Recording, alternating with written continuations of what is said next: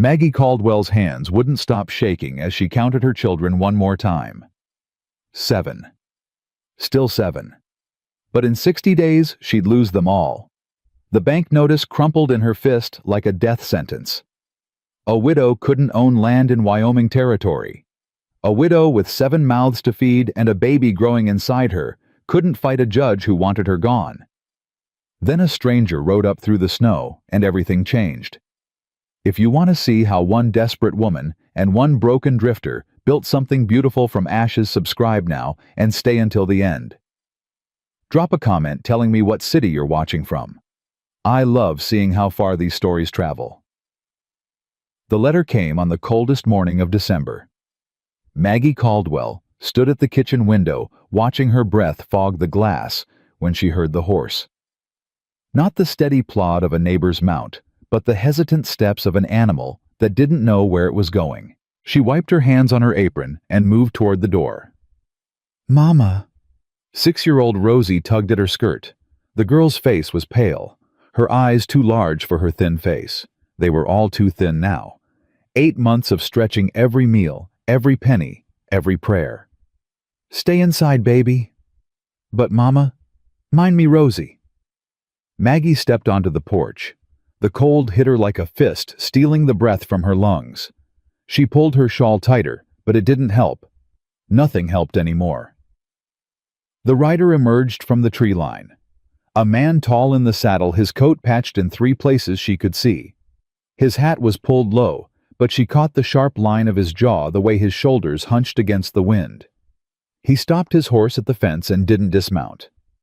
"Ma'am?" His voice was rough, like he hadn't used it in days. "I'm looking for the Caldwell place." "You found it." He studied her for a long moment.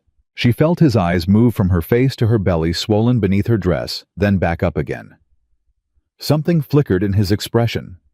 Surprise, maybe, or disappointment. "I came about the job." Maggie's heart stuttered.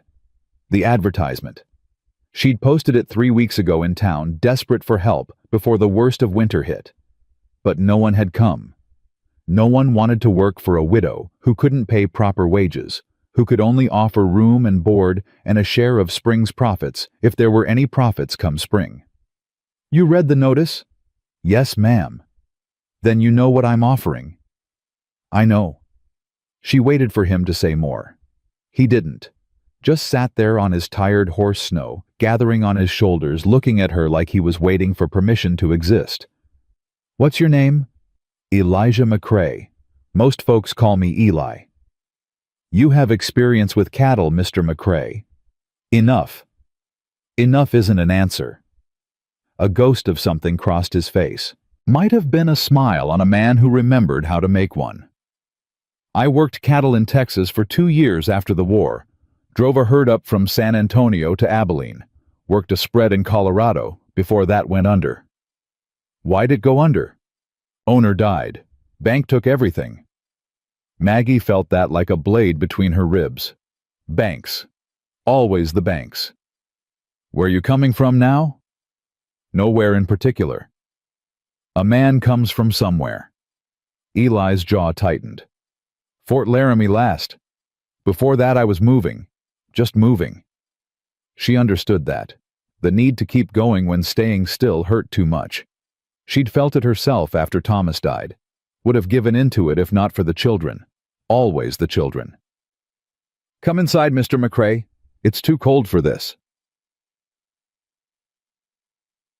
The kitchen was warm, at least. Maggie had burned more wood than she should have this morning, but the children needed heat. The baby inside her needed heat. She couldn't afford to be careful with everything. Eli stood just inside the door, his hat in his hands. He was younger than she'd first thought. Maybe 35. But his eyes were older, carrying something heavy behind them. "Sit down. I'll get you coffee." "Ma'am, I don't want to trouble—" "It's no trouble. Sit." He sat. Maggie poured coffee into a tin cup and set it before him. His hands wrapped around it like it was something precious, and she noticed the scars on his knuckles. Old ones faded white, and newer ones still pink. "How many children, ma'am?" The question startled her. 7. His eyebrows rose slightly. 7. That a problem? No, ma'am. Just making sure I heard right. As if summoned by the number, the door to the back room burst open. A cascade of children tumbled through. Rosie first, then 8-year-old Thomas Jr., then the twins, Jacob and James, 10 years old and indistinguishable except for the scar on James's chin. Behind them came 14-year-old Samuel, already taller than his father had been, and 12-year-old Abigail clutching 3-year-old Lucy to her hip. They stopped when they saw the stranger. Children. Maggie said, her voice steady. This is Mr. McCrae. He's here about the work. Samuel's eyes narrowed. He'd become protective these past months, too protective, acting like the man of the house when he was still just a boy. We don't need help. Samuel. We've been doing fine. We've been surviving. That's not the same thing. Maggie turned to Eli. My oldest. He means well. I'm sure he does. Eli met Samuel's glare without flinching. Takes guts to hold a place together. I respect that. Samuel's jaw worked. He didn't respond. Children, go on and see to your morning chores. Mr. McCrae and I have business to discuss. Abigail herded the younger ones toward the door, but Rosie lingered. Is he going to stay, Mama? We're talking about it. I hope he stays. He has kind eyes. Eli blinked. Something in his face shifted a crack in that carefully held blankness. Go on now, Rosie. The children filed out. Samuel went last, throwing one more hard look at Eli before disappearing through the door. Maggie sighed. He's not usually so. He's worried about you, about them. He should be. She met his eyes. That's a strange thing to say to a woman you're hoping will hire you. I'm not hoping for anything, ma'am. I'm just telling the truth. A widow with 7 children, another on the way. No husband, winter coming hard. You've got every right to be scared, and so does he. I'm not scared. Then you're braver than me. Maggie sat down across from him. Her back ached. Her feet ached. Everything ached these days. Mr. McCrae, I'm going to be honest with you because I don't have the energy to be anything else. I can't pay you, not real wages. I can offer food, a roof, a share of whatever we make in spring. That's all I have. I don't need money. Everyone needs money. Not everyone. He looked down at his coffee. Some of us just need a place to stop moving for a while. The honesty in his voice surprised her. She'd expected a drifter, a man running from something. And maybe he was. But there was something else there too, something that looked almost like exhaustion. Why here? Why this place? Your notice said you needed help, didn't put conditions on it. Most folks would want to know why a woman's posting for help instead of her husband. Most folks ask too many questions. Maggie almost smiled. Almost. The front door banged open. Rosie stood there, her face white. Mama, there's a man coming, in a fancy buggy. Maggie's blood went cold. She knew before she looked. Knew by the way her heart started pounding, knew by the way her hands began to shake. Judge Cornelius Blackwood's buggy crested the hill black as a coffin drawn by 2 horses too fine for this territory. Stay here, she told Eli. Don't come outside. Ma'am? Please. She didn't wait for his response. She was already moving, pushing through the door, stepping onto the porch to face the man who wanted to take everything from her. Blackwood didn't get out of the buggy. He never did. Let his driver do the standing in the cold while he sat wrapped in fur, looking down at her like she was something scraped off his boot. Mrs. Caldwell. His voice was oil and honey smooth in a way that made her skin crawl. How lovely to see you. Judge Blackwood. I trust you received my letter. I received it. And have you given it consideration? Maggie's hands curled into fists beneath her shawl. I have 60 days. That was the agreement. The agreement was that you would pay your husband's debts or forfeit the property. The 60 days was my generosity, Mrs. Caldwell. Generosity, I'm beginning to regret. I'll have the money. Will you? He smiled, and it didn't reach his eyes. Nothing ever reached his eyes. A widow alone with 7 children, and another coming. How exactly do you intend to produce $400 in 60 days? That's my concern. On the contrary, it's very much my concern. This land has value, Mrs. Caldwell. The water rights alone are not for sale. Blackwood's smile didn't waver, but something behind it hardened. Everything is for sale, my dear. It's simply a matter of price. He leaned forward slightly. I'm prepared to be generous. Sell me the land, and I'll ensure you have enough to start over somewhere else. You and your children could live comfortably in town. I might even find work for your eldest boy. I'm not selling. Mrs. Caldwell, be reasonable. A woman cannot hold property in this territory without a husband. It's the law. Then I'll find a husband. The words came out before she could stop them. She saw Blackwood's eyes narrow, saw the calculation behind his gaze. Indeed, and who, pray tell, would marry a widow with 7 children and a belly full of another man's child? That's not your concern. Oh, but it is. He settled back into his furs. Because if you do find someone foolish enough to take you on, I'll need to ensure he's suitable, a man of good character, someone the court would approve of. The court doesn't approve marriages. No, but the court does approve guardianships.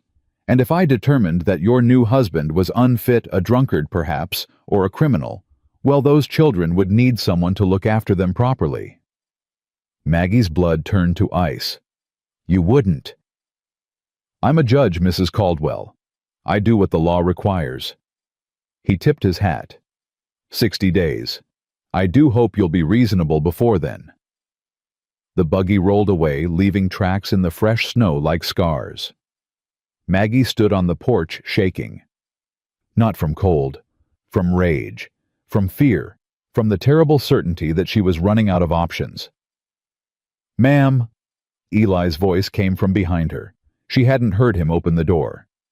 I told you to stay inside. I heard enough. She turned. His face was different now, harder, more focused, like a soldier who'd just spotted the enemy. That man, he's the one holding your debt. Yes. And he wants this land. The water. We have the only reliable spring for 20 miles. Whoever controls it controls every ranch in the valley. Eli nodded slowly. And that bit about needing a husband, that's true. It's the law. A woman alone can't hold property. My husband was the deed holder. When he died, she swallowed. I have 60 days to find a husband or lose everything. And even if I find one, Blackwood will find some way to declare him unfit. Unless the husband's beyond reproach. There is no such man. Not one who'd marry a widow with 7 children. Eli was quiet for a long moment. Snow fell between them, soft and relentless. What if there was... Maggie stared at him. Mr. McCrae, I don't understand. I came here looking for work, for a place to stop running. He met her eyes. You need a husband. One who can stand up to scrutiny. I've got no debts, no warrants, no wife waiting somewhere. I was a soldier, Union Army, and I've got the papers to prove it. You're suggesting a business arrangement, nothing more. I'll marry you, legally. That satisfies the law, keeps Blackwood from taking your land and gives your children a home. In return, I get a roof and purpose, something to do besides drift. Maggie's mind reeled. You don't know me. I know you're fighting for your children. That tells me everything I need to know. The children, Samuel, they'd never accept. They don't have to accept me. They just have to let me help. He paused.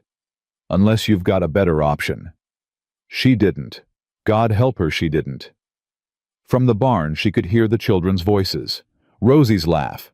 Thomas Jr. arguing with one of the twins. Abigail singing something soft to Lucy. 7 children. Another on the way. 60 days. One monster in a judge's robes. And a stranger offering her the only lifeline she was likely to get. This isn't a real marriage. It's as real as you want it to be. You'd be bound to me, to them. That's not a small thing. Neither is watching children lose their home. Maggie closed her eyes. Thomas, she thought. What would you tell me to do? But Thomas was gone, 8 months gone, and the living had to make their own choices. There's one thing you should know, she said slowly, before you decide. What's that? The baby. She put her hand on her belly. Thomas never knew. He died before I could tell him. When this child comes, it'll be a Caldwell, but it won't have a father's name on any record. It will if I'm your husband. She opened her eyes. He was watching her with that same steady gaze, no judgment in it. No pity either, just patience. You'd claim another man's child. I'd give a child a name. That's not claiming. That's just doing right. Maggie felt tears threaten and forced them back. She hadn't cried since the funeral. She wouldn't start now. If we do this, there are rules. I'd expect nothing less. You sleep in the barn until we know each other better. You don't touch me without permission. The children are mine to raise. You can help, but you don't discipline. You don't decide. And if you ever hurt one of them, then you put a bullet in me yourself. Understood. She studied his face, looking for the lie, looking for the trap. But she'd spent her whole life reading people, and what she saw in Elijah McCrae was something she hadn't expected. He was broken. She could see that clear as daylight. Something had shattered inside this man, and he was still carrying the pieces. But broken wasn't the same as dangerous. Sometimes broken just meant someone understood what it felt like to fall apart. All right, she said. All right, Mr. McCrae, we'll try it your way. Eli. What? If I'm going to be your husband, you should probably call me Eli. And despite everything, the fear, the exhaustion, the impossible weight of what she'd just agreed to, Maggie Caldwell almost smiled. All right then, Eli, welcome to the Caldwell Ranch. Samuel was the first to explode. They gathered the children in the kitchen, all 7 of them crowded around the table that Thomas had built the year before James and Jacob were born. It wasn't big enough anymore. Nothing was big enough for this family. You can't be serious. Samuel's voice cracked between child and man. You're going to marry him. You don't even know him. I know what I need to know. You don't know anything. He could be anyone. He could be a murderer, a thief. Samuel Thomas Caldwell. Maggie's voice cut through his rage. You will lower your voice in this house. It's not his house. It's mine, and I have made a decision. Without asking us, without asking me. The hurt in his voice broke her heart. 14 years old and trying so hard to be a man. Trying to fill shoes no child should ever have to wear. Come here, she said softly. No. Samuel, please. He stood rigid for a moment, then his shoulders sagged. He crossed to her and she pulled him close, this boy who was almost as tall as she was now. She felt him shaking. I know this is hard, she murmured against his hair. I know you've been trying to take care of us, and you've done so well, sweetheart. So well. But I need help. We all do. I can do more. I can work harder. You're already working too hard. You're 14. You should be going to school, playing with friends, being young. Instead, you're trying to be your father. He pulled back, eyes wet. Someone has to be. No. She cupped his face in her hands. Someone has to be Samuel. That's enough. That's more than enough. From the table, Rosie's small voice piped up. I like him. He has kind eyes. You said that already, Thomas Jr. muttered. It's still true. Eli stood apart from them near the door, watching but not intruding. Maggie appreciated that. He seemed to understand that this wasn't his moment. Mr. McCrae, Eli is going to help us through the winter, Maggie said, addressing all of them now. He's going to help with the cattle, with the repairs, with everything that needs doing. And yes, we're going to be married. Legally. Because that's what the law requires for us to keep our home. But you don't love him.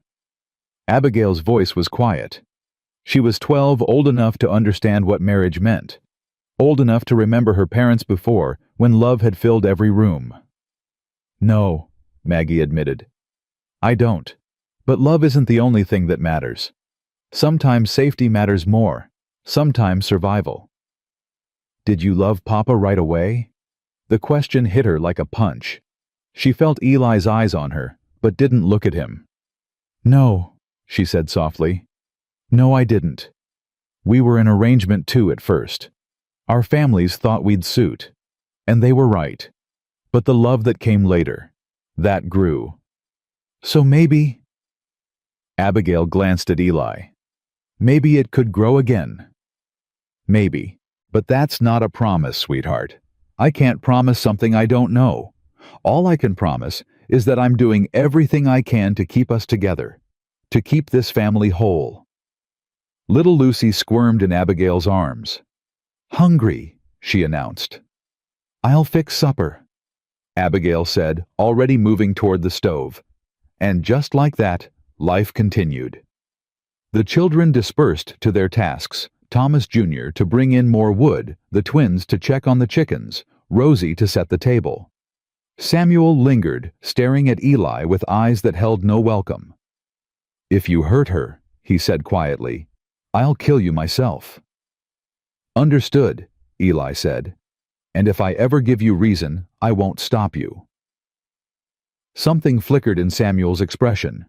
Not acceptance, but maybe the smallest crack in the wall. He turned and walked out, letting the door bang shut behind him. Maggie exhaled. He'll come around. Maybe. Maybe not. Either way, I'm not here for his approval. What are you here for? Really? Eli was quiet for a moment. Outside, she could hear the children's voices muffled by snow and distance. Redemption, maybe. Or just a place where I can stop being sorry for a while and start being useful instead. That's not an answer. It's the only one I've got. Maggie studied him. This stranger who had ridden up through the snow and offered to save her from drowning. There's a cot in the barn, she said finally. It's not much, but it's warm enough. I'll have Samuel bring you blankets. I can get my own blankets. You can. But Samuel will bring them. It'll give him something to do with his anger besides let it fester. A flicker of something crossed Eli's face. You understand people. I've had to. She moved toward the stove where Abigail was already stirring something that smelled like beans and hope. Supper will be ready in an hour. You should get settled before dark. He nodded, put on his hat and moved toward the door. Then he stopped. Mrs. Caldwell. It's Maggie. If we're going to be married. Maggie. He seemed to taste the name finding its weight. Thank you for the chance. Don't thank me yet. You haven't survived a winter with 7 children. That almost smile again. I've survived worse. I doubt it. He touched his hat and stepped out into the snow, and Maggie watched him go, wondering what she'd just done. Wondering if she'd saved her family or doomed them all. That night, after the children were finally asleep, Maggie sat alone in the kitchen with a single candle burning low. The letter from Blackwood lay on the table before her, its words burned into her memory. 60 days, $400, an impossible sum in impossible time. She put her hand on her belly, feeling the flutter of movement inside. What do you think, little one? She whispered. Did Mama do the right thing?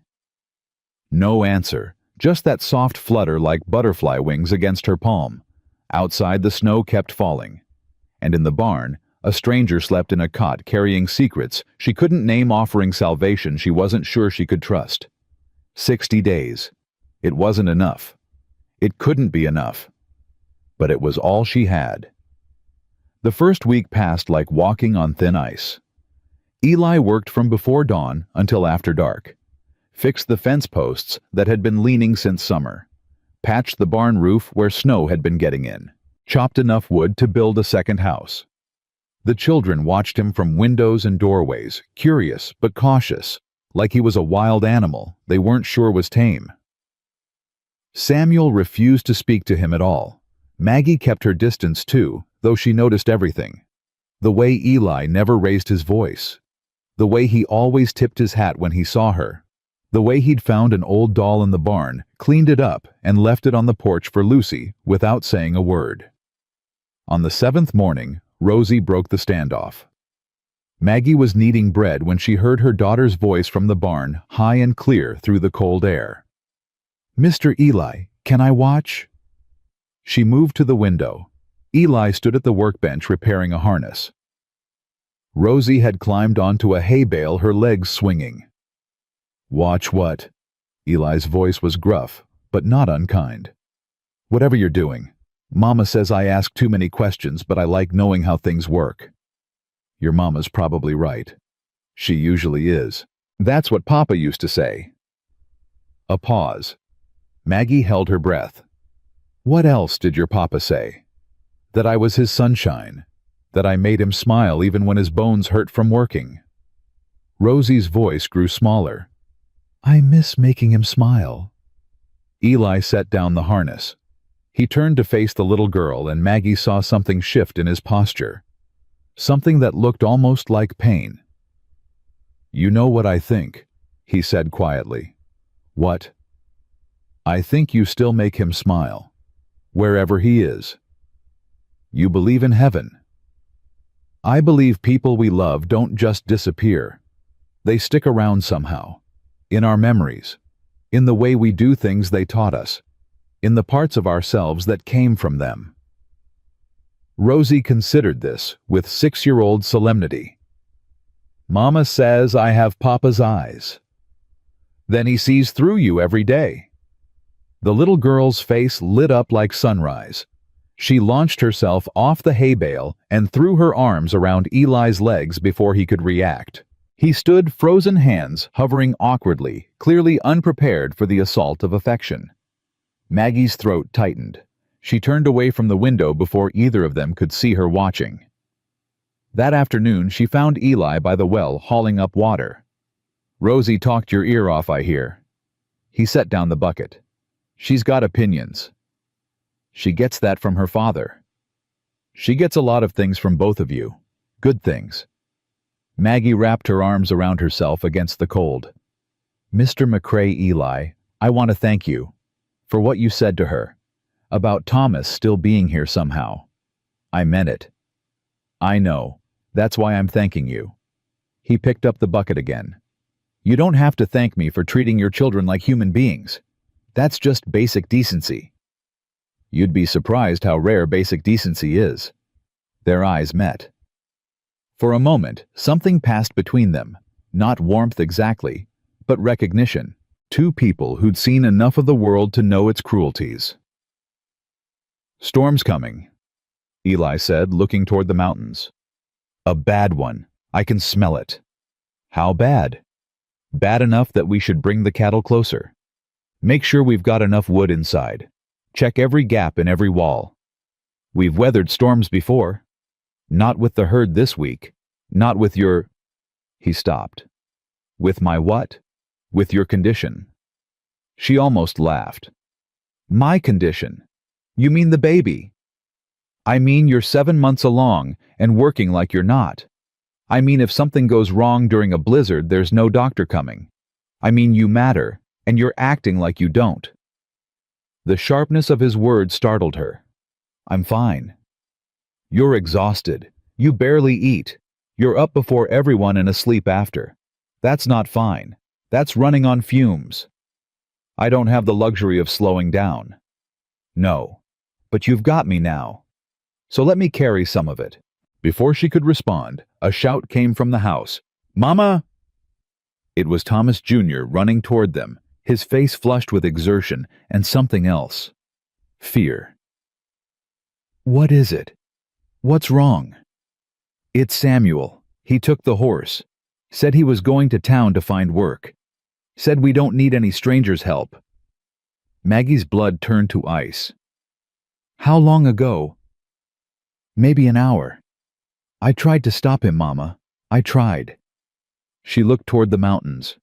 The clouds were already building, dark and heavy and merciless. He'll never make it to town before the storm hits.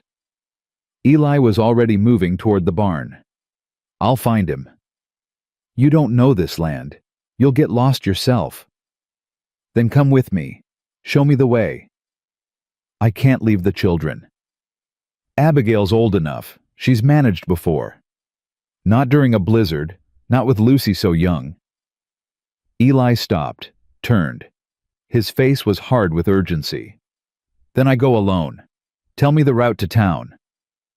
It's 15 miles. There are 3 different paths he might have taken. Then I'll check all 3. You'll die. Maybe. He grabbed a coil of rope from the wall. But that boy's not dying because I sat here keeping warm. Something cracked inside Maggie's chest. This man, this stranger, willing to ride into a killing storm for a boy who hated him.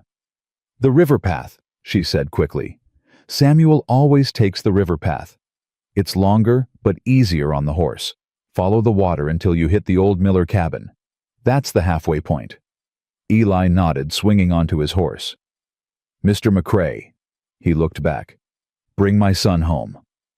Yes, ma'am. He kicked the horse and was gone, swallowed by the gray light within moments. Maggie stood in the cold, one hand on her belly, and prayed to a God she wasn't sure was listening anymore. The storm hit an hour later. It came howling down from the mountains like something alive and hungry. Wind tore at the house. Snow fell so thick you couldn't see your hand in front of your face.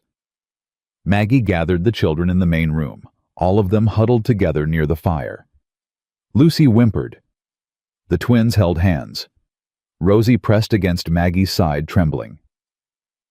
Is Samuel going to die? Abigail asked. Her voice was steady, but her eyes weren't. No. How do you know? Because I won't let him. You're not out there, Mama. Mr. Eli is. Thomas Jr. looked up. He went after Samuel. He didn't even hesitate. He's probably dead too by now, Abigail whispered. They both are. Stop it! Maggie's voice was sharper than she intended. Both of you. No one is dying tonight. But the wind screamed like it disagreed. Hours passed. The fire burned low. Maggie fed it, carefully rationing wood, knowing the storm could last days. The children fell asleep in a pile of blankets and bodies, tangled together for warmth. Only Abigail stayed awake, sitting beside her mother in vigil. Do you love him? Mama, Mr. Eli? I barely know him. But you're going to marry him. I have to. You know that. I know. Abigail pulled her knees to her chest. I just wonder if it's enough. Having to. If that's enough to build a life on. Maggie looked at her daughter. 12 years old and already asking the questions that haunted philosophers. Sometimes having to is all we've got. Sometimes we start with necessity and find something else along the way. What if we don't find it? Then we keep going anyway, because that's what we do. That's what this family does. A crash from outside. Both of them jumped. Maggie moved to the window, but there was nothing to see. Just white. Just chaos. Then through the howling wind, she heard something else. A voice. She threw open the door, and the storm rushed in like a living thing. Snow stung her face. Cold stole her breath. Samuel. Nothing. Just the wind. Eli. And then out of the white wall shapes emerged. A horse stumbling. A man on its back hunched over, holding someone against his chest. Help me! Eli's voice was ragged, barely audible. He's not moving! Maggie ran into the storm. Together they got Samuel inside. He was blue-lipped and barely breathing frost on his eyelashes. His body limp and cold. Eli's hands were bleeding, his face raw from windburn, his movements clumsy with his own chill. Get him by the fire. Now! They laid Samuel on the blankets. The other children woke, crying out at the sight of their brother. Back! Maggie commanded. Give him room! She stripped off his frozen coat, his stiff boots, wrapped him in every blanket they had, rubbed his hands, his feet, his chest. breathed warm air onto his fingers. "Come on, baby. Come on, stay with me." "Is he dead?" Rosie sobbed. "Mama, is Samuel dead?" "No, he's not. He's not." Eli collapsed against the wall, his body shaking. Blood dripped from his hands onto the floor. He didn't seem to notice. "Found him," he gasped. "Mile from the cabin. Horse through him. He was in the snow. Don't know how long." "You found him. That's what matters." "Almost didn't. Almost rode right past. But I heard—" He coughed. "I heard him calling." "Calling what?" "Mama, he was calling for you." Maggie's tears fell onto Samuel's face. She didn't try to stop them. An hour later, Samuel's eyes fluttered open. "Mama? I'm here, baby. I'm right here." "I'm sorry." His voice was a whisper, cracked and broken. I wanted to help, to prove we didn't need—" "Shh, don't talk." "He saved me." Samuel's eyes found Eli across the room. "I told him I hated him, and he saved me anyway." Eli sat slumped against the wall, where Abigail was wrapping his torn hands with strips of cloth. He looked up at Samuel's words. "Hate's got nothing to do with anything," Eli said quietly. "You're her son. That's all that matters." Samuel's face crumpled. 14 years of trying to be strong, and it all came apart at once. "I miss him," he sobbed. "I miss Papa so much. I just wanted to be like him. I wanted to take care of everyone like he did." Maggie pulled him close, this boy who'd tried so hard to be a man, felt his shoulders shake with grief too long held back. "Your Papa would be so proud of you," she whispered. "So proud, Samuel. But he wouldn't want you to carry this alone. Neither do I." From across the room, Eli watched. His expression was unreadable, but his eyes were bright with something that might have been understanding. When the storm finally broke 3 days later, something had shifted. Samuel still didn't talk much to Eli, but he'd stopped glaring, started nodding when they passed. Once Maggie caught him helping Eli fix a fence, working side by side in silence. It wasn't acceptance, not yet, but it was a beginning. The twins started following Eli around like puppies, peppering him with questions about the war, about cattle drives, about Texas. He answered when he could, deflected when he couldn't. There were shadows in his past he didn't want touched, and the children seemed to sense it. Rosie had claimed him entirely, announcing to anyone who would listen that Mr. Eli was going to be her new papa, and she'd decided this was acceptable. "I didn't ask your permission," Maggie told her, trying not to smile. "That's okay," Rosie said. "I'm giving it anyway." Only Thomas Jr. remained uncertain, watching Eli with those careful eyes that missed nothing. "He doesn't laugh," he told Maggie one evening. "Papa laughed all the time." "People are different." "But why doesn't he laugh? What happened to him?" "That's his story to tell. When he's ready." "What if he's never ready?" Maggie didn't have an answer for that. 2 weeks after the storm, they rode into town for supplies and to post the wedding announcement. Maggie hadn't been to town since Thomas's funeral. 8 months of avoiding the stares, the whispers, the pity that felt more like judgment. But they needed flour, needed salt, needed to make this marriage official before Blackwood found another way to stop it. The town of Copper Creek wasn't much. A general store, a saloon, a church, and a handful of buildings that served as everything else. But it was enough for gossip to travel faster than wildfire. They'd barely tied the horses when the whispers started. "That's the Caldwell widow. With a man already. Shameful. Her husband not cold in the ground." Maggie kept her chin high. Eli walked beside her close, but not touching. "Let them talk," he said quietly. "I always do." Inside the general store, Mrs. Patterson's smile was as false as fool's gold. Why Mrs. Caldwell? What a surprise. And this must be— "My fiancé," Maggie said flatly. "Elijah McCrae. We'll be married Saturday next." Mrs. Patterson's eyebrows rose so high they nearly disappeared. How sudden. Life often is. They gathered their supplies in pointed silence. Maggie could feel eyes on her the whole time, hear the murmur of voices just too low to make out. At the counter, Mrs. Patterson leaned forward conspiratorially. "You know, dear people are saying things. About a widow marrying so quickly. About the kind of woman who'd do anything to feed her children." Maggie met her gaze. "That's exactly the kind of woman I am. Add it to the bill." Outside, Eli let out a breath that might have been admiration. "You don't take anything from anyone, do you?" "I can't afford to." They were loading the wagon when the buggy appeared, black as always, horses too fine for this town, and Cornelius Blackwood stepping down with a smile that made Maggie's skin crawl. "Mrs. Caldwell, how lovely." His eyes slid to Eli. "And you've brought your laborer." "Fiancé," Eli said. "I'm sorry." "Fiancé. We're getting married Saturday."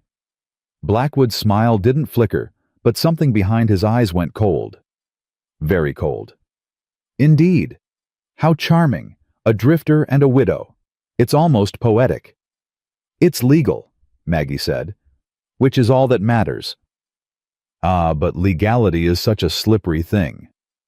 Blackwood clasped his hands behind his back. "I've been doing some research, Mr. McCrae. Fascinating reading. You served in the Union Army. 3rd Infantry." Eli's face went still. "I did. Fought at Gettysburg, Antietam, Cold Harbor." Blackwood paused, letting the names hang in the air. "Must have been terrible. All that death." "It was war. Death is what happens." And after you drifted quite a bit, didn't you, Colorado? Texas, Kansas, never staying long. I wonder why." "I had no reason to stay anywhere." "Or perhaps you were running from something." Blackwood's smile widened. "I have contacts, Mr. McCrae, friends in various places. It would be such a shame if something in your past were to surface, something that might make you unsuitable as a husband, as a guardian of 7 innocent children." Eli stepped forward. His voice dropped to something low and dangerous. "You threatening me?" "Threatening no. Simply making an observation." Blackwood tipped his hat to Maggie. 53 days, Mrs. Caldwell. I do hope your wedding goes smoothly." He climbed back into his buggy and was gone. Eli stood watching until the buggy disappeared, his hands clenched at his sides. "What was he talking about?" Maggie asked. "What's in your past?" "Nothing that concerns you." "If it can hurt this family, it concerns me." He turned. His face was closed off again, that wall back in place. "I told you I needed redemption. I didn't say from what." "Eli?" "Saturday. We get married Saturday. Whatever Blackwood digs up, whatever he tries, we face it together. That's what marriage is, isn't it? Facing things together." Maggie studied him. This man with his secrets and his scars and his willingness to walk into a blizzard for a boy who hated him. "Yes," she said finally. "That's what marriage is." "Then trust me a little longer. I'll tell you everything. But not today. Not here." She wanted to push, wanted to demand answers. But she thought about Rosie's words. Kind eyes. This man had kind eyes no matter what he was hiding. "All right, not today." They rode back to the ranch in silence, the weight of Blackwood's words hanging between them like smoke. The wedding was set for Saturday. The truth was coming whether Eli was ready or not, and somewhere Cornelius Blackwood was digging. Saturday came cold and bright. Maggie stood in her bedroom staring at the dress laid out on the bed. It wasn't a wedding dress. Just her best Sunday clothes, the dark blue wool Thomas had bought her 3 winters ago. She'd worn it to his funeral. Now she'd wear it to marry another man. "Mama!" Abigail appeared in the doorway holding a handful of dried wildflowers. "Ruth brought these, said every bride needs something pretty." Maggie took them. Her hands were shaking. That was kind of her. "Are you scared?" "No." "Liar." Despite everything, Maggie almost smiled. When did you get so wise? When I had to be. Abigail moved closer, taking the flowers back and tucking them into Maggie's hair.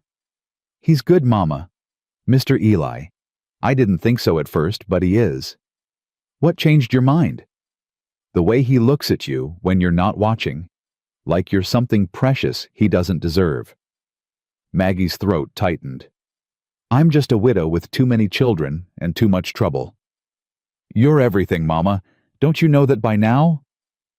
The ceremony was simple. Reverend Miller spoke the words in his cramped parlor with Ruth Holloway as witness, and 7 children crowded together on a worn settee. Eli wore the same patched coat he'd arrived in, but his boots were clean and his hair was combed. When the Reverend asked if she took this man as her husband, Maggie's voice didn't waver. I do. When Eli slid the ring onto her finger, a thin band he'd made himself from a silver dollar, his hands were steady. I do. The kiss was brief, barely a brush of lips. But when Eli pulled back, something in his eyes made her breath catch.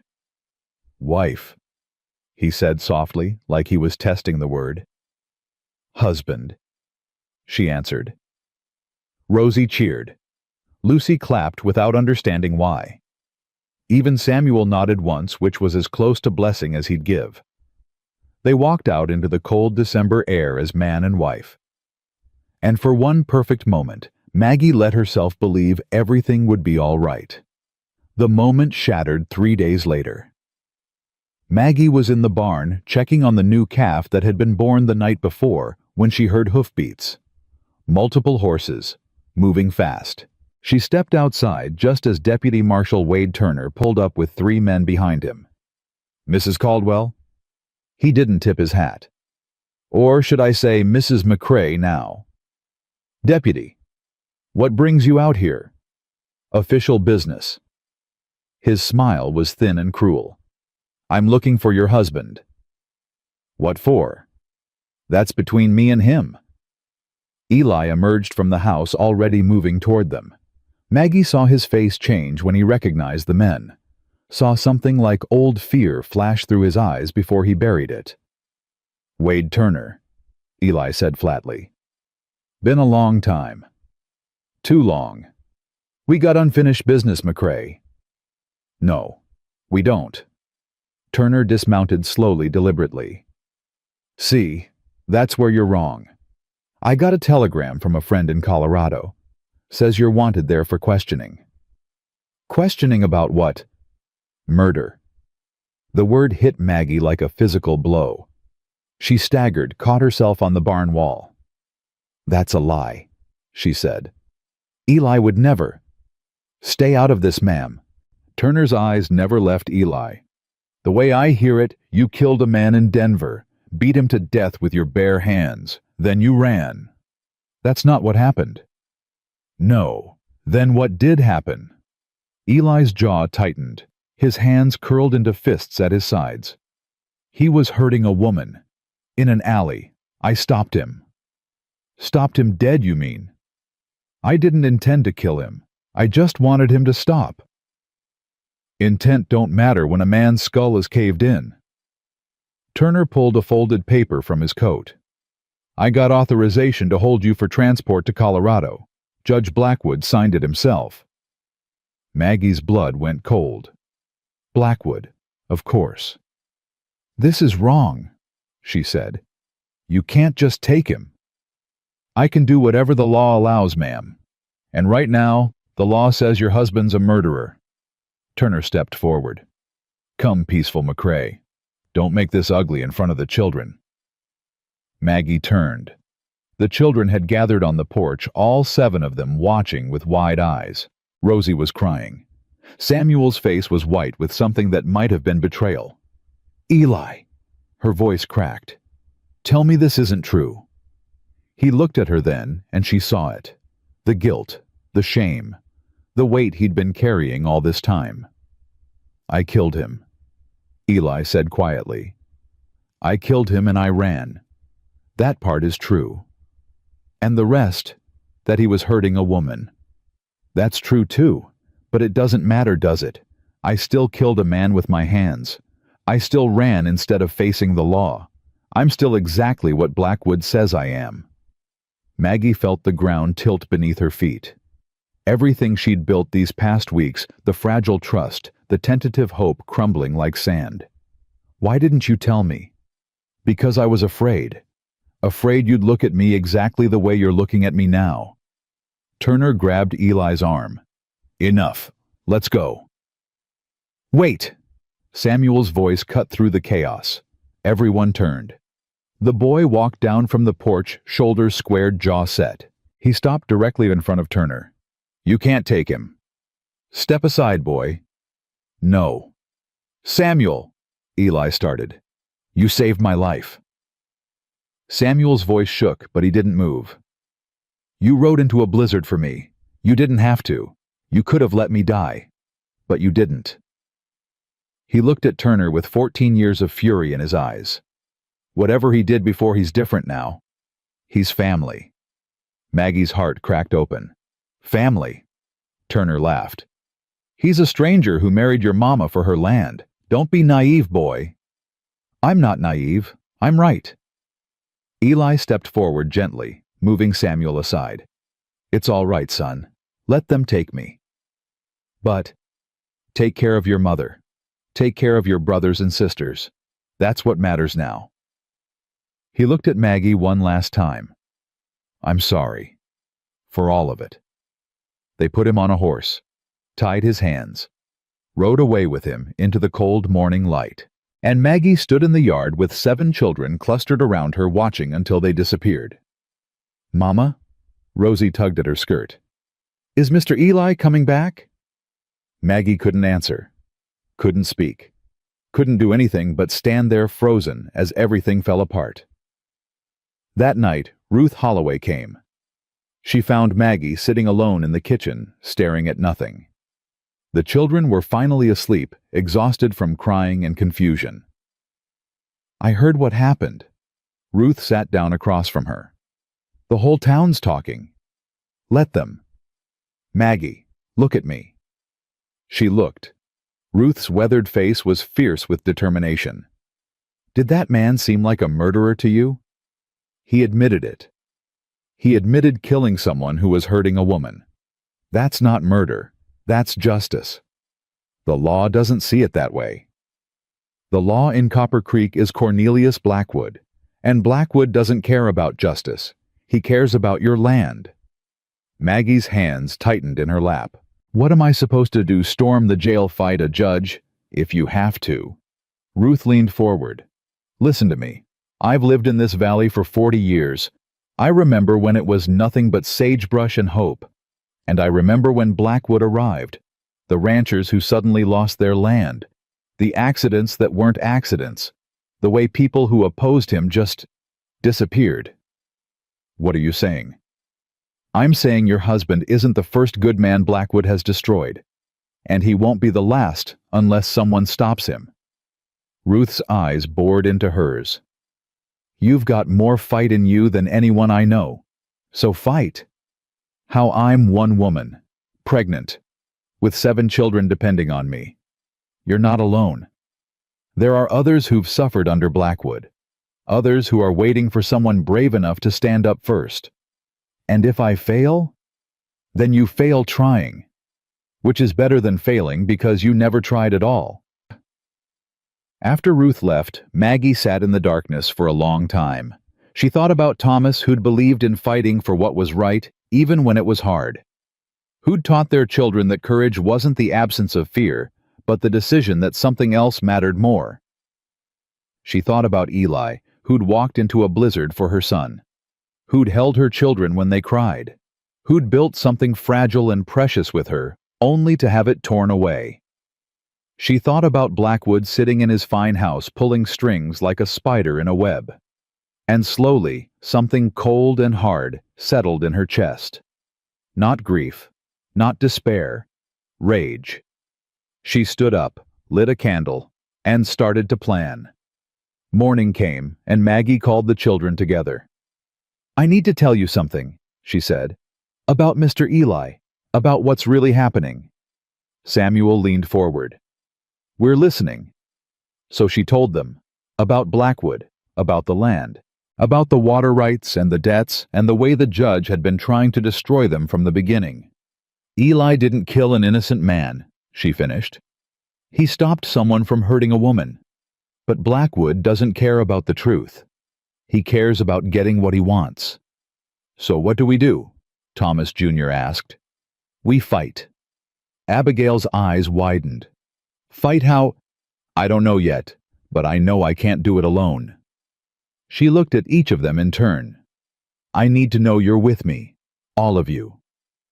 Samuel spoke first. I'm with you.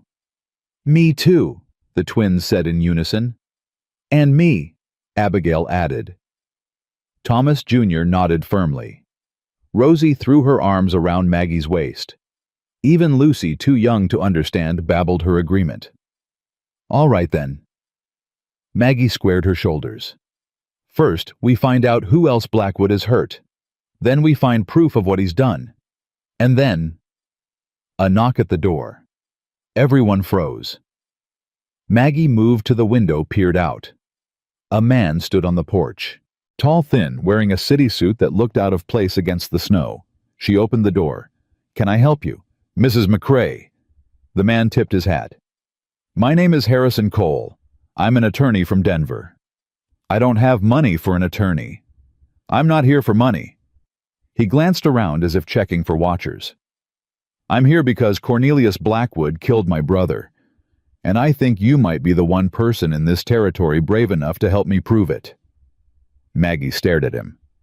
Come inside, Mr. Cole. I think we have a lot to talk about. What she learned changed everything. Harrison Cole had been investigating Blackwood for 3 years. His brother had owned a ranch in the valley until he refused to sell his water rights. A month later, he was dead. Trampled by horses, the official report said. But Harrison knew better. I've gathered evidence, he said, spreading papers across the kitchen table. Financial records, witness statements, a pattern of intimidation and violence stretching back a decade. But I couldn't get anyone to stand up publicly. Everyone's too afraid. Why come to me? Because you're running out of options, which means you've got nothing left to lose. And because your husband is sitting in Blackwood's jail right now, which means you've got every reason in the world to want him destroyed. What exactly are you proposing? A trade. You help me get testimony from the people Blackwood has hurt. Get them to go on record. In return, I use every connection I have in Denver to get your husband's case thrown out. Can you actually do that? The man Eli killed was wanted in 3 territories for assault and robbery. He wasn't some innocent victim, he was a predator. If I can get that information to the right judge, Eli walks free. Hope flickered in Maggie's chest. Dangerous, fragile hope. And Blackwood. If we get enough evidence, I can bring federal charges. Conspiracy, fraud, murder. He'll spend the rest of his life in prison. He's powerful. He has connections. So do I. Different connections. Better ones. Harrison's eyes were hard. He killed my brother, Mrs. McCrae. I'm not stopping until he pays. Maggie looked at the papers spread before her. Names she recognized. Ranchers who'd lost everything. Widows whose husbands had died in suspicious accidents. A decade of suffering all traced back to one man. All right, she said. I'll help you. But I want Eli out of that jail within the week. That's not within the week, Mr. Cole, or we have no deal. He studied her for a long moment. Then slowly he smiled. I can see why McCrae married you. You're quite something, Mrs. McCrae. Maggie, and you don't know the half of it. The next days blurred together. Maggie rode from ranch to ranch, Harrison Cole at her side, talking to the broken and the afraid. Some doors slammed in her face. Some people wept and said they couldn't risk it. But others, more than she expected, stepped forward. Martha Jensen, whose husband had drowned in 3 inches of water the week after refusing to sell his land. Tom Rodriguez, whose cattle had been poisoned when he testified against Blackwood in a property dispute. Widow after widow, rancher after rancher, all with the same story. Blackwood had ruined them, and they were ready to fight back. "We've got enough," Harrison said on the 5th day. "I'm riding to Denver tonight. If I push hard, I can have Eli released by week's end." "What about Blackwood?" "That'll take longer. But it'll happen, I promise you that." After he left, Maggie sat on the porch, watching the sunset paint the sky red and gold. She was exhausted. Her back ached. The baby kicked restlessly, as if sensing her turmoil. "You did it, Mama." Samuel sat down beside her. In the fading light, he looked so much like his father, it hurt. "We did it," she corrected. "All of us." "Do you think he'll really come back, Eli?" "I hope so." "I was wrong about him." Samuel's voice was quiet. "I thought he was trying to replace Papa, but he wasn't. He was just trying to help." "People surprise us sometimes." "Yeah." Samuel was quiet for a moment. "Mama, do you love him?" The question hung in the cold air. "I don't know," she said honestly. "But I know I don't want to find out what life looks like without him in it." Samuel nodded slowly. "That's probably love, just a different kind." "When did you get so wise?" He almost smiled. "Runs in the family." 2 days later, Maggie woke to the sound of hoofbeats. She was at the window before fully awake, her heart pounding. It was barely dawn, the sky just beginning to lighten. A single rider approached, hunched in the saddle, moving slowly, like every step hurt. Eli. She ran. Out the door, down the porch steps, across the frozen yard. He was dismounting when she reached him, his movements stiff and pained. His face was bruised, his lip was split. But he was alive. He was here. "Maggie!" She threw her arms around him so hard he staggered. "Don't you ever do that again," she choked out. "Don't you ever leave me again." His arms came up slowly, wrapping around her, holding tight. "I'm sorry. I'm so sorry." "You should be. You scared me half to death." "I know." She pulled back just enough to look at his face, touched the bruise on his cheek with gentle fingers. "What did they do to you?" "Nothing I didn't deserve." "Eli?" "Later." He cupped her face in his hands, and she saw his eyes were bright with emotion. "Right now I just need to look at you. Just for a minute. Just to make sure you're real." Behind them, the door burst open. 7 children poured out, shouting, crying, tumbling over each other to reach him. Rosie got there first, launching herself at his legs. "You came back. Told you I would." "I was scared." "Me too, sunshine. Me too." The twins tackled him from either side. Thomas Jr. hung back, then rushed forward for a quick, fierce hug. Abigail was crying openly, not even trying to hide it.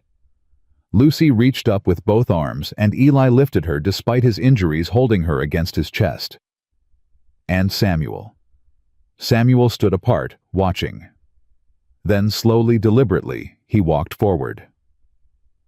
"Welcome home," he said quietly, and held out his hand.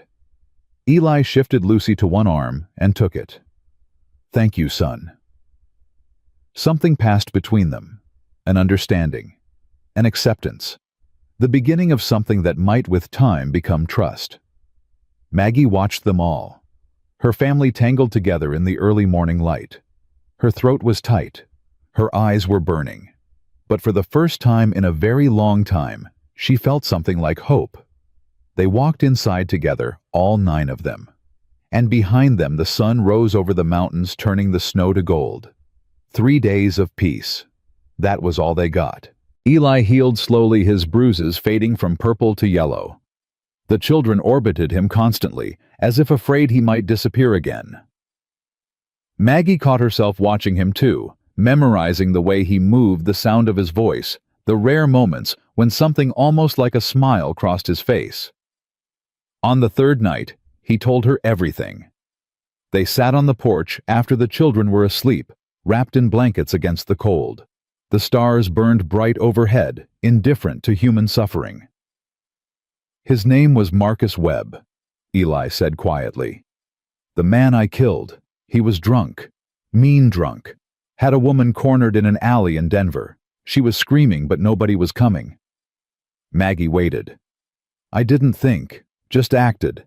Pulled him off her and he came at me swinging. I put him down. Thought he'd stay down. Eli's voice cracked. But he got up, pulled a knife. And I kept hitting him. Couldn't stop. All I could see was her face. All I could hear was her screaming.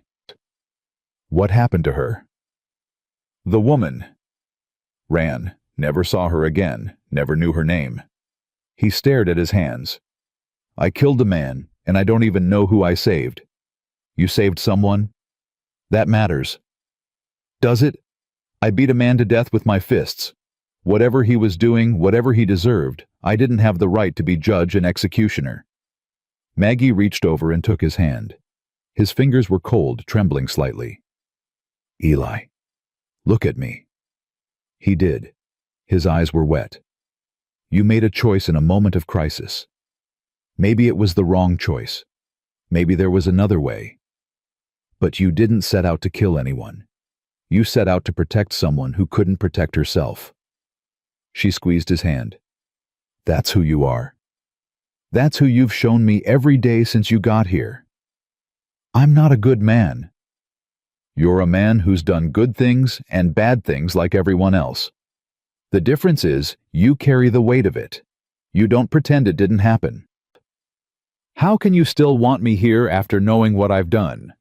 Because you rode into a blizzard for my son. Because you make my daughter laugh. Because you look at me like I matter. Her voice broke. Because for the first time since Thomas died, I don't feel alone. Eli's hand tightened on hers. Maggie, don't say you don't deserve this. Don't say you don't deserve us. Let me decide what I deserve. He was quiet for a long moment. Then slowly, he lifted her hand to his lips and pressed a kiss against her knuckles. I'll spend the rest of my life trying to be worthy of you. That's all I'm asking. The peace shattered the next morning. Maggie was feeding Lucy when Samuel burst through the door, his face white with terror. Rosie's gone. The words didn't register at first. What do you mean gone? She was playing in the barn. I went to check on her and she wasn't there. Just this. He held out his hand.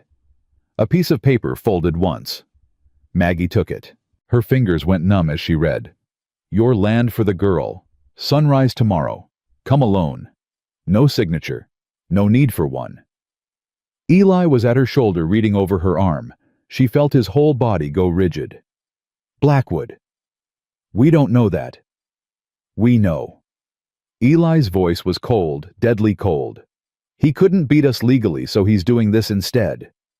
Maggie's legs gave out. She sat down hard, the paper crumpling in her fist. Rosie. Her baby. Her sunshine. Mama? Lucy's voice came from far away. Mama sad. She couldn't answer. Couldn't breathe. Couldn't think. I'm going after her. Eli was already moving toward the door. You don't know where they took her. I'll find out. How? He stopped. Turned. His eyes were empty of everything but purpose. By asking the people who know. And I won't be gentle about asking. Samuel stepped forward. I'm coming with you. No. She's my sister. And you're needed here. Protect your mother. Protect the others. If something happens to me, nothing's going to happen to you. If something happens to me, Eli repeated firmly, this family will need you. Promise me.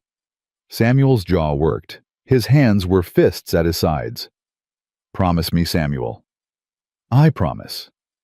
Eli looked at Maggie, crossed to her, knelt down so they were eye to eye. I'm bringing her back. What if you can't? What if... I'm bringing her back. He pressed his forehead against hers. Trust me. I do. The words came out as a whisper. God help me, I do. He kissed her then, not gentle, not hesitant. A kiss that tasted like desperation and promise and something that might have been love. Then he was gone. The hours that followed were the longest of Maggie's life. She paced, she prayed. She held Lucy and stared out the window at nothing. The other children huddled together, too scared to speak, too young to understand how the world could contain such cruelty. "He'll find her," Abigail said. "Mr. Eli will find her." "Of course he will." Maggie's voice sounded strange to her own ears. Hollow, mechanical. "Mama," Thomas Jr. tugged at her sleeve. "What if the bad men hurt Rosie?" "They won't." "How do you know?" "Because if they hurt her, they lose their bargaining chip. Rosie is valuable to them only as long as she's safe." She was saying the words to convince herself as much as the children. "They want the land. They'll trade her for it." "Are we going to give them the land?" Maggie closed her eyes. The land. The water. Everything Thomas had worked for. Everything they'd fought to keep. "I don't know, sweetheart. I don't know." Evening fell. Then full dark. Still no word. Maggie sent the children to bed, though she knew none of them would sleep. She sat alone in the kitchen, a rifle across her lap, watching the door. Around midnight, hoofbeats. She was on the porch before she could think. Rifle raised, heart pounding. A single rider emerged from the darkness. Not Eli, Harrison Cole. Harrison. He dismounted quickly, his face grim. "I heard what happened. News travels fast in small towns. Do you know where she is?" "I have an idea." He glanced around nervously. "Can we talk inside?" She led him in. He paced the kitchen, too agitated to sit. "Blackwood has a cabin in the mountains, uses it for hunting, but also for other things. Things he doesn't want anyone to know about." "You think Rosie's there?" "It's where I'd take someone if I didn't want them found." "Can you show me where it is?" "I can draw you a map." "But Maggie..." He stopped pacing. "If Eli goes in there alone, he won't come out. Blackwood will have men, lots of them." "Then what do we do?" "We get help. The ranchers we talked to, the ones who agreed to testify. Some of them are good men, brave men. They might be willing to..." A sound from outside, more hoofbeats, multiple riders. Maggie grabbed the rifle and moved to the window. Eli rode into the yard. Behind him, 6 men on horseback. Ranchers she recognized. Tom Rodriguez. The Jensen brothers. Others whose names she knew from Harrison's list. She ran out to meet them. "What is this?" Eli dismounted. His face was hard, determined. "Reinforcements. Word got out about Rosie. These men know what Blackwood's done. They're ready to end it." "We heard about the little girl," Tom Rodriguez said. He was a big man, weathered and scarred. "That judge has taken enough from all of us. Time we took something back." "This isn't your fight." "The hell it ain't." That was Jeb Jensen, his brother, nodding beside him. "Blackwood killed my nephew. Called it an accident, but we all knew better. I've been waiting years for someone to stand up to him. If that someone's a pregnant widow and her hired hand, then I'm proud to stand beside them." The other men murmured agreement. Maggie felt tears burn her eyes. These people. These strangers who'd become allies. Who'd become family. "The cabin," she said to Harrison. "Tell them where it is." They rode out an hour before dawn. Maggie stayed behind. She had no choice, not with the baby so close, but Samuel went in her place. She tried to stop him. He refused. "Rosie's my sister. I'm going." "Samuel, Papa would have gone, and I'm done being a child." She looked at her son, this boy who'd grown into something like a man when she wasn't watching. And she let him go. The waiting was agony. She sat with the remaining children, all of them too worried to pretend normalcy. Abigail made coffee no one drank. Thomas Jr. cleaned the same rifle 3 times. The twins sat in silence, holding hands. Lucy kept asking for Rosie. Every time Maggie's heart broke a little more. Hours passed. The sun rose indifferent. The world kept turning uncaring. Then, finally, riders on the horizon. Maggie was running before she knew she was moving. Out the door across the yard into the cold morning air. The group approached slowly. Too slowly. She couldn't tell who couldn't count bodies, couldn't see Mama, Rosie's voice, high and clear and alive. Maggie sobbed, actually sobbed, falling to her knees in the frozen dirt. The riders reached her. Eli dismounted first Rosie in his arms. The little girl was dirty, tear-stained, but whole, alive, safe. "Mama!" Rosie squirmed free and launched herself at Maggie. "Mama, I was so scared, but Mr. Eli came, and there was shouting, and the bad men ran away, and—" Maggie couldn't hear the rest. Couldn't hear anything over the roaring in her ears, the pounding of her heart. She held her daughter so tight, she worried she might break her. My baby girl." "I'm okay, Mama, I'm okay." Eli stood over them, his face exhausted, but peaceful. "Told you I'd bring her back." Maggie looked up at him through her tears. "How?" "Blackwood's men weren't expecting a fight. They expected you to come alone, surrender quietly. When a dozen armed ranchers showed up instead, they scattered like roaches. And Blackwood—" Something dark crossed Eli's face. "Gone. Ran before we got there. But he left something behind." Harrison Cole stepped forward holding a leather satchel. "His records, everything. Names, dates, amounts. Every bribe he ever took, every life he ever ruined. It's all here." Maggie stared at the satchel like it was a snake.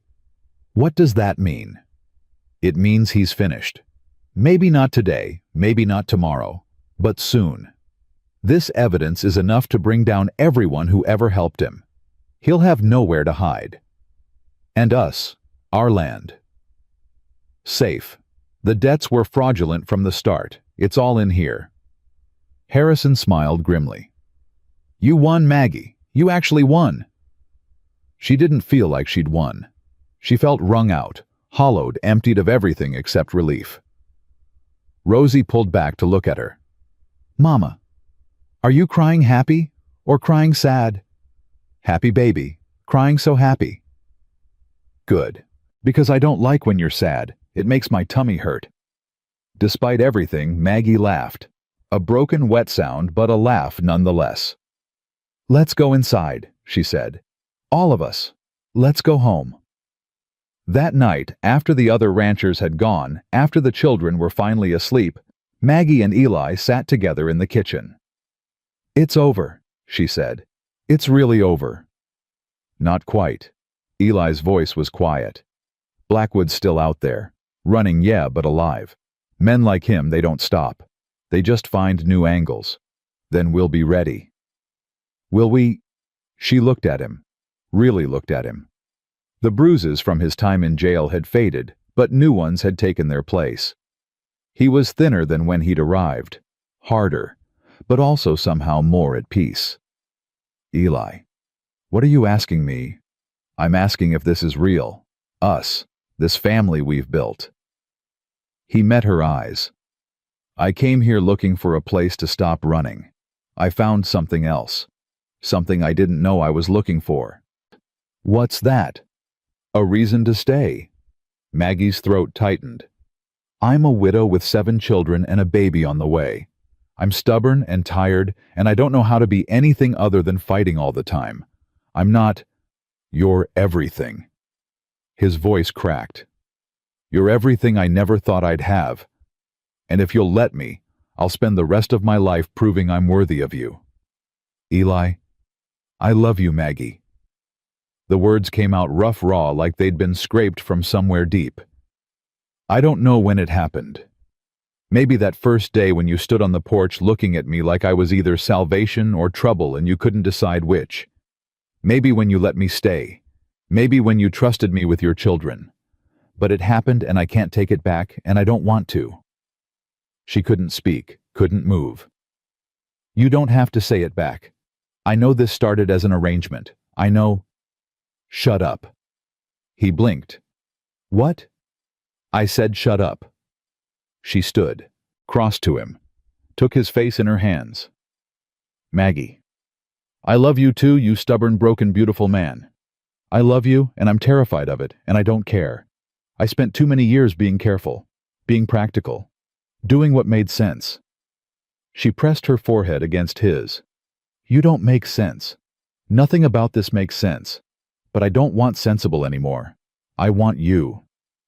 He kissed her. Not like before. Not desperate or hurried or shadowed by fear. This kiss was slow, deep, thorough. A promise made with lips instead of words. When they finally broke apart, both of them were trembling. Well, Eli said softly. That's settled then. What's settled? We're stuck with each other. Maggie laughed.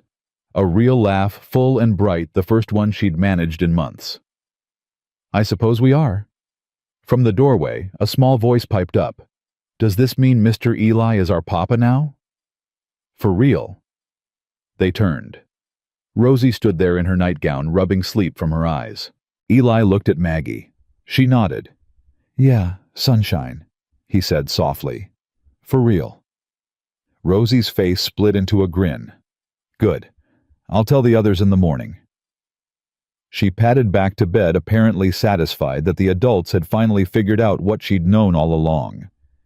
Maggie leaned against Eli's chest, feeling his heartbeat steady against her cheek.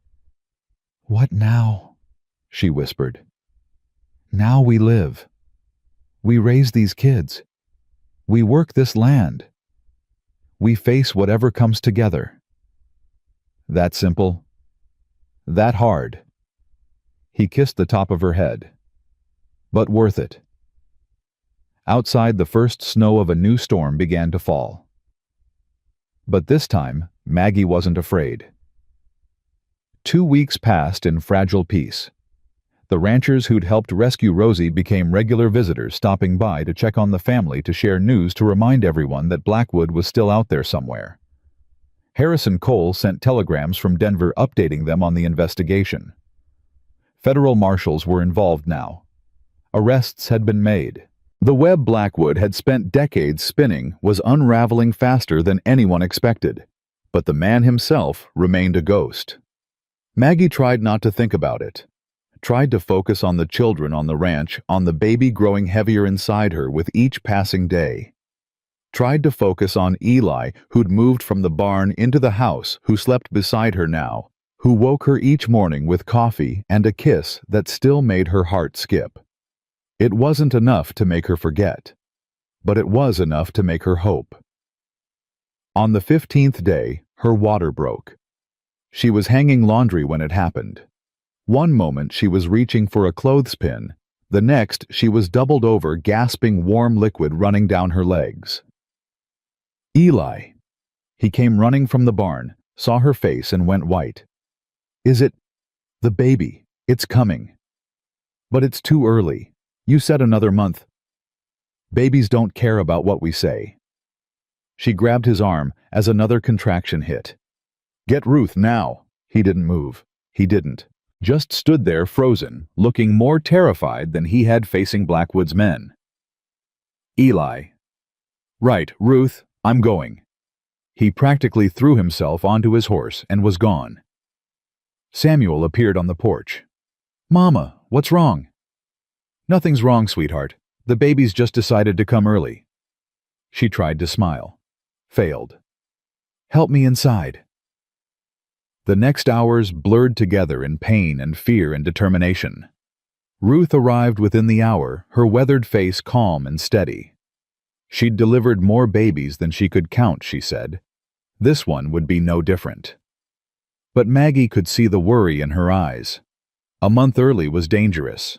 A month early could mean death. Breathe, Ruth commanded. Just breathe. I am breathing. You're panicking. There's a difference. Eli paced outside the bedroom door. Maggie could hear his footsteps back and forth like a caged animal. Let him in, she gasped between contractions. Men don't belong in birthing rooms. I don't care, let him in. Ruth sighed, but opened the door. Eli nearly fell through it. Maggie, sit down, hold my hand. Don't you dare faint. He sat, took her hand. His face was ashen, but his grip was strong. I'm here, I know. Another contraction ripped through her. She screamed, couldn't help it. Felt Eli flinch, but not let go. You're doing great, Ruth said. Almost there. You said that an hour ago. And I'll keep saying it until I'm right. Despite the agony, Maggie almost laughed. Push, Ruth commanded. Now. Maggie pushed. Pushed with everything she had. Pushed until she thought she might split in two. And then suddenly, impossibly, a cry. Thin and reedy, but strong. So strong. A boy, Ruth said, and her voice cracked with emotion. A beautiful, perfect boy. Maggie sobbed. Couldn't help it. Couldn't do anything but reach for her son. Ruth placed him in her arms. He was tiny, smaller than he should be, but his lungs were clearly working fine. He wailed with indignation at being forced into the cold, cruel world. Hello, little one, Maggie whispered. Hello, my love. Eli leaned over her shoulder, staring at the baby with wonder and terror in equal measure. He's so small. He'll grow. What if I break him? You won't. But, Eli. She looked up at him exhausted, but happier than she'd ever been. You faced down blizzards and bullets and corrupt judges. You can handle a baby. I'm not so sure about that, Ruth laughed. First-time fathers, all the same. He's not. Eli stopped, swallowed. I mean, he is. He's mine. If you want him to be. Maggie's heart swelled. Of course he's yours. He's ours. What will you name him? Ruth asked. Maggie looked at Eli. They'd talked about this in quiet moments when it still seemed far away. Thomas, she said, after his father. Eli nodded. Thomas Elijah Caldwell. McCrae, Maggie corrected softly. Thomas Elijah McCrae. If you're his father, he carries your name. Eli's eyes went bright. He blinked rapidly, looking away. Yeah, he said, his voice rough. Yeah, I'd like that. The children met their brother one by one. Samuel first hovering in the doorway like he wasn't sure he was allowed. When Maggie beckoned him closer, he approached on tiptoe, as if afraid his footsteps might hurt the baby. He's really small. He was early, but he's strong, like you. Samuel reached out, touched the baby's hand with one finger. Thomas wrapped his tiny fist around it and held on. Hey there, little brother, Samuel whispered. I'm going to teach you everything. How to ride, how to shoot, how to be brave. How to stay out of blizzards, Eli added dryly. Samuel actually smiled. That too. Abigail cried. Thomas Jr. looked vaguely disgusted at how wrinkled the baby was. The twins argued over who got to hold him first. Rosie announced that she was going to be the best big sister in the whole territory, and Lucy just stared, not quite understanding why everyone was fussing over something so small and loud. It was chaos. Beautiful, messy, perfect chaos. Maggie held her son and watched her family and felt something settle inside her. Something that had been broken for a very long time. She was whole again. 3 days later, Blackwood came for his revenge. Maggie was nursing Thomas when she heard the horses. Not neighbors, she knew the sound of friendly visitors by now. These hooves pounded with purpose, with malice. Eli! He was beside her in an instant, rifle already in hand. Back room. Take the children. Lock the door. I'm not leaving you. Maggie, please. She looked at his face, saw the soldier there, the man who'd survived war and loss and everything in between. Don't you dare die, she said fiercely. Wouldn't dream of it. She gathered the children, herded them into the back bedroom. Thomas wailed at being jostled. Lucy whimpered. Rosie's face was white with remembered fear. It's okay, Maggie said, not believing it. It's going to be okay. Through the walls, she heard voices. Blackwood's smooth tones dripping with false civility. Mr. McCrae? I believe you have something of mine. You've got nothing here. Leave. Oh, I disagree. I had a life here, a position, power, and your wife took it all away. A pause. So I'm going to take everything from her. You'll have to go through me first. That can be arranged. Gunfire. Maggie's heart stopped. Started. Stopped again. Stay here, she commanded the children. Samuel, you're in charge. Don't open this door for anyone but me or Eli. Mama, where are you going? To end this. She grabbed Thomas's old shotgun from under the bed, checked the load, moved toward the door. Mama, no. I love you all. Now stay quiet. She slipped out before they could stop her. The main room was chaos. Eli crouched behind the overturned table, exchanging fire with men outside. The window was shattered. Bullets had chewed holes in the walls. Maggie, what are you doing? Helping. Get back. I'm done running. Done hiding. Done letting other people fight my battles. She moved to the other window, raised the shotgun, and fired. A man screamed outside. She didn't care who. You crazy woman, Eli breathed. You married me. I'm aware. More gunfire. More screaming. It seemed to go on forever, though it couldn't have been more than minutes. Then suddenly, silence. Maggie raised her head cautiously. Through the shattered window she saw bodies on the ground. Blackwood's hired guns scattered like broken dolls, and Blackwood himself standing alone, a pistol in his hand, his fancy suit covered in mud. It's over, Eli called out. Your men are down. Give up. Give up. Blackwood laughed a thin, ugly sound. I don't give up. I've never given up. That's how I built everything I have. Everything you had. It's gone now. The feds have your records. The ranchers have turned against you. You've got nothing left. I have one thing. Blackwood raised the pistol. I have the satisfaction of taking you with me. The shot rang out. Maggie screamed. But it wasn't Eli who fell. Blackwood staggered, his gun dropping from nerveless fingers. He looked down at the spreading stain on his chest, then up at the figure behind him. Samuel.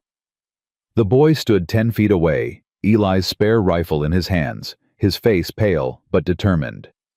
You don't touch my family, Samuel said quietly. Blackwood swayed. His mouth opened, but no words came out. He crumpled to the ground and didn't move again. Maggie ran. Not to Blackwood. She didn't care about Blackwood. She ran to Samuel, grabbed him, pulled him close. What were you thinking? I told you to stay inside. He was going to kill Eli. You could have been shot. But I wasn't. She pulled back, looked at her son's face, saw Thomas there, saw herself, saw a courage that broke her heart and made it swell with pride at the same time. Don't ever do that again. Can't promise that. Someone's got to protect this family. Eli limped over, blood on his arm, but still standing. He looked at Samuel, at the rifle still clutched in the boy's hands. Good shot, he said simply. You taught me. I taught you to hit targets. You decided to save my life. Samuel's chin quavered. Just for a moment. Then he straightened. That's what family does. Eli pulled him into a rough embrace. Samuel stiffened, then relaxed, then wrapped his arms around Eli and held on. Over his shoulder, Eli met Maggie's eyes. She was crying again. Couldn't seem to stop these days. But for the first time in longer than she could remember, every tear was joy. The federal marshals arrived 2 days later. They took Blackwood's body, took statements, took the records Harrison had gathered, promised that justice would be done, that the people Blackwood had hurt would be compensated, that the valley would finally be free of his shadow. Maggie thanked them politely and closed the door. Is it really over? Abigail asked. It's really over. What happens now? Maggie looked around at her family. At Samuel, who'd become a man when she wasn't looking. At Abigail, who'd held everything together when it mattered most. At Thomas Jr. and the twins and Rosie and Lucy. At baby Thomas sleeping peacefully in Eli's arms. At Eli himself, this stranger who'd ridden into her life and become everything. Now, she said, we live. Spring came early that year. The snow melted. The cattle strengthened. The land that Blackwood had tried so hard to steal burst into green and gold. Maggie stood on the porch watching her children play in the new grass. Lucy was walking now, toddling after the twins with determination. Rosie was teaching Thomas Jr. to braid flowers. Samuel and Abigail were racing horses toward the distant hills. In her arms, baby Thomas gurgled contentedly. Beautiful day, Eli said, coming up beside her. Beautiful life. He wrapped an arm around her waist, pulled her close. You know, when I answered that advertisement, I just wanted a place to stop running. And now I've got something worth running toward. Maggie leaned into him, feeling the warmth of the sun, the strength of his arm, the peace that had seemed so impossible just months ago. I love you, Elijah McCrae. I love you too, Maggie McCrae. He kissed the top of her head. I love all of this. Every chaotic, wonderful bit of it. Even the 7 children. Especially the 7 children. And the one in your arms. And... He paused, his hand moving to her belly. Maggie smiled. You noticed. Hard to miss. You've been sick every morning for a week. I was going to tell you. When? Tonight, after the children were in bed. I wanted it to be special. Eli laughed, a real laugh, full and free. 9 children, Maggie. We're going to have 9 children. Scared. Terrified. He grinned. But wouldn't have it any other way. From the yard, Rosie's voice carried up to them. Mama, Papa, come see what I found. Papa. She still called him that. They all did now. Coming, Eli called back. He took baby Thomas from Maggie's arms, settled the infant against his shoulder with an ease that still surprised him. Ready, he asked her. Maggie looked at her husband, at her children, at the land that was finally truly theirs. She thought about all the paths that had led her here, the loss, the fear, the desperate gamble that had brought a stranger to her door, the love that had grown from necessity into something real and fierce and unshakable. Ready, she said. They walked into the sunlight together toward their children, toward their future. And Margaret McCrae, who'd once been a desperate widow counting down the days until she lost everything, finally understood what home really meant. It wasn't a place. It wasn't a piece of land, or a house, or a town. Home was the people who held your heart. Home was the family you built from broken pieces and desperate hope. Home was loving and being loved completely, and without condition. Home was exactly where she was standing. Eli took her hand. The children waved. And Maggie walked forward into the rest of her life, knowing that whatever came next, she would face it with love at her side and family in her heart. That was all she'd ever needed. That was everything.